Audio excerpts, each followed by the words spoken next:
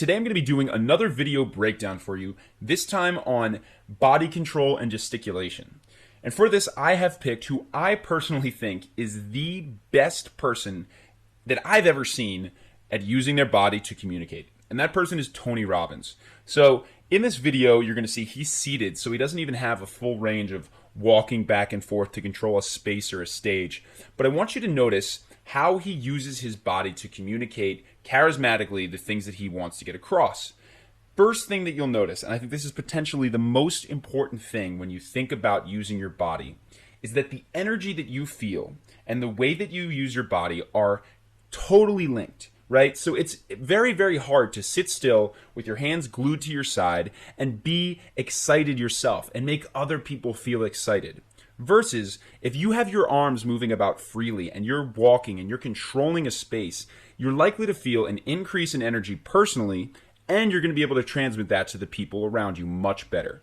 So watch, one, how high energy Tony is and how that is completely reflected and mirrored in the way that he uses his body. When I was on stage, I had this audience of about 15,000 people at the Continental Center. It was during a stretch break.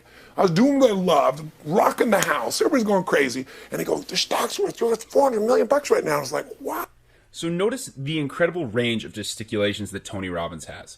Most people stand when they talk with their hands sort of bent in a 90-degree angle at their elbow, and they have one gesticulation, and it's like an unfolding of their hands and like maybe a point with a finger.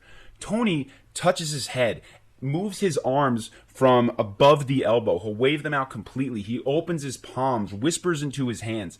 All of these different things that he does make him much, much, much more engaging of a speaker. So continue to watch just what a wide variety of ways he has to use his body. Oh, that's cool. It's like, okay, that's, I don't want to sound stupid. It's like, what's next? And I went right back to what I loved.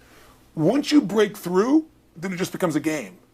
The people that are getting your products have not yet broken through in most cases. So one of the things you're going to notice here is how, though he's not standing, Tony is forward and back in his seat. By controlling the amount of space between you and your audience, you keep them on their toes. Now, you don't want to get right up in somebody's grill necessarily, but I can promise you that if you do, they're going to pay attention and feel your presence. And then if you pull back, you can actually maintain that attention. So notice how Tony goes forward and back in his seat and how it keeps the two guys that he's speaking to incredibly engaged. The breakthrough happens by conditioning your mind every day, by feeding it a role model or story. It's putting yourself in a peak state where you follow through by getting physically strong. It's creating a little rich. So this is something else that a lot of people don't do that Tony does. He's got snaps, claps, chest pats, all these little things that create a pop of noise. That calls attention to him. In any room when you're doing that, and I've seen people do this, it makes eyes go to you. And all of a sudden, people who might not even be listening to your conversation are going to go, who is that guy? Who is that girl? They're going to be intrigued by what you are saying because you are making very unique noises with those snaps and those claps. The second thing is, notice how open Tony's palms are the majority of the time. He keeps these palms open. The guy is about 6'7", so he's an intimidating figure. And one of the ways you communicate very quickly that you don't mean harm is by revealing your palms to people. And just notice, with almost all of his gesticulations, you can see his palms. Of doing a little bit each day, and then you get momentum. But the most important thing of all is what we started out with. Why? Absolutely. Why is it a must for you? It doesn't have to be you're against the wall, but it has to be something you're hungry for, because the only difference in people is hunger. And if you're Last thing I'll say, just in terms of the wide range of things that Tony can do, the way that he uses his fingers, and this sounds crazy, but most people have one way of using their wrist and their fingers. It's either incredibly loose or incredibly rigid and tight. And you'll see that the way that Tony uses his wrists, his forearms, and his fingers is completely contextual to what he's saying. When he wants to make a serious point, he sort of flexes them, right?